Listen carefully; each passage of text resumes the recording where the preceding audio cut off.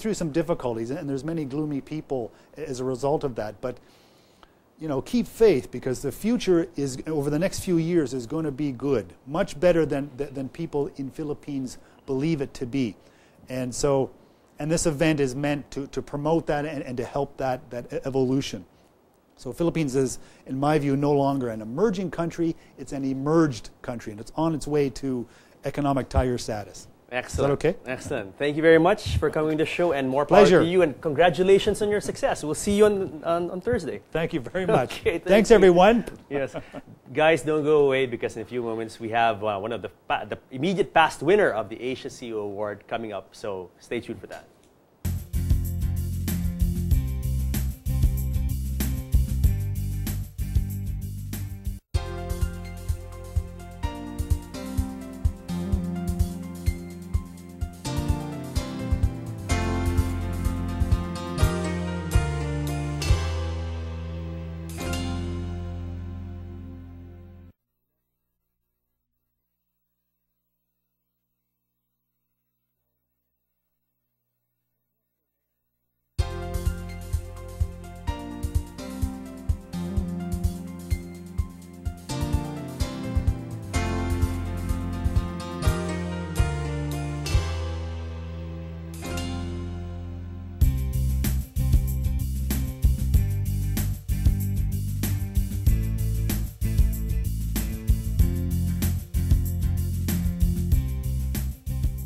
Welcome back to Philippines Uncut. I'm Buddy Cunanan, and tonight's issue is the Asian CEO Awards. Now, we've bid au revoir to Richard Mills, who is the chairman of the Asia CEO Awards and the chairman of Shalray, a company based here in the Philippines that does corporate headhunting.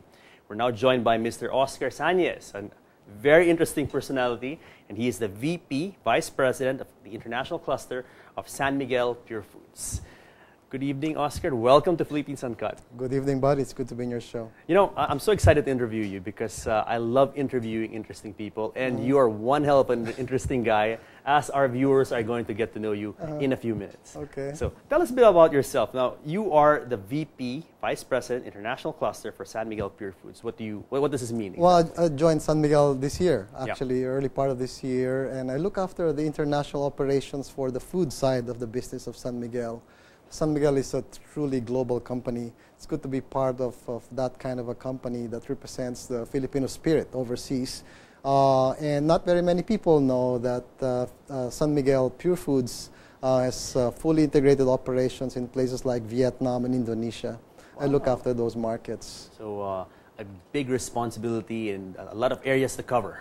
Quite challenging. Now, you've been a corporate man for your entire career, almost. Tell us a little bit about your background before you joined San Miguel Pure Foods. I was with, right after college, I joined Procter & Gamble with the intention of staying for a couple of years. But, as many people probably that from P&G, they stay forever. There's a culture in P&G. Right. I have friends, and some of them hate it, but some of them really stick it out. They're really diehard Exactly. P&G guys. Once you know that you found your home there, you'd stay forever. And that's what I did. I'm one of those guys.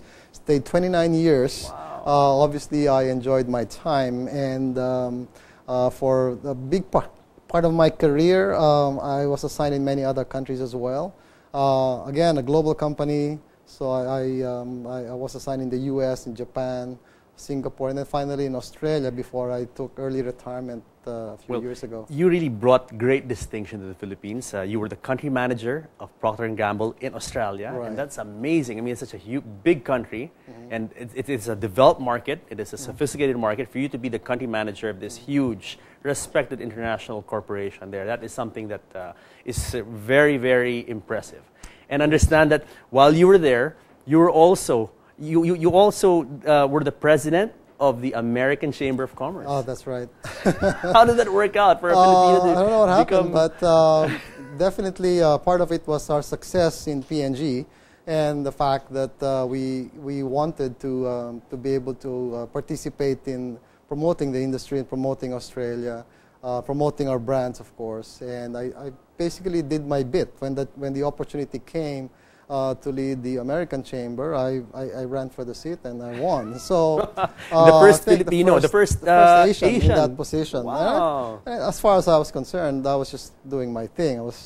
I didn't think about the color or race or anything like that. I was just looking after the right opportunities and going for them. Yes. And another one of your distinctions is that you are the guru of the business process outsourcing industry, or for the viewers out there, call centers. Right. So tell centers us, and more. And more. Call centers and more. But when you say BPO here, most people automatically think like it's indivisible. Yeah. BPO is call center. But that is true. But before we talk about call center, the call center industry, how did you get involved from P&G and then to this and then to how did you It's an interesting segue? story, Yeah. and I feel so privileged to have that opportunity to take a leadership role in a very young but very successful industry, and one that we can all be proud of as Filipinos.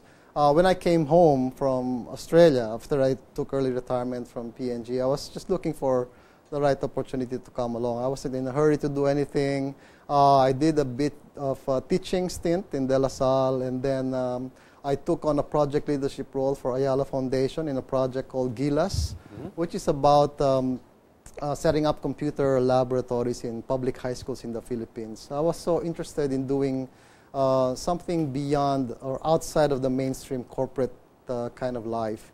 And because of that good experience with the Ayala Foundation, I met a few people who pointed me to the direction of why don't you take on this industry which is looking for a CEO who will gather all the different stakeholders to be able to sell the country, basically, promote investments in that industry, build the right capabilities, and have a full-blown industry for the Philippines that will be an important leg for economic growth. And I took the challenge. And at that time, the BPO/call center industry was in its infancy. Oh yes, still very young. Remember that 10 years ago, there was nothing. There was no industry called BPO. And except for one or two companies who did a bit of back office work, there was really nothing. Today, there's about over 600,000 workers in this industry, and we're turning in about $11 billion in exports. Wow. Just for the sake of our viewers, when you say BPO, maybe we should explain that it involves more. What else, aside from call centers, what else is BPO? There's a lot of things. It's basically all the back office work of many companies, institutions, and even government, whereby because of the capability for global communications, because of the technology internet, and internet protocols for voice, as well as the whole broadband thing, companies are able to bring data and voice over across other countries, overseas basically, take advantage of labor services available in other economies. Cheaper labor, yes. Yeah, as long as they're capable and they have the skills and all that.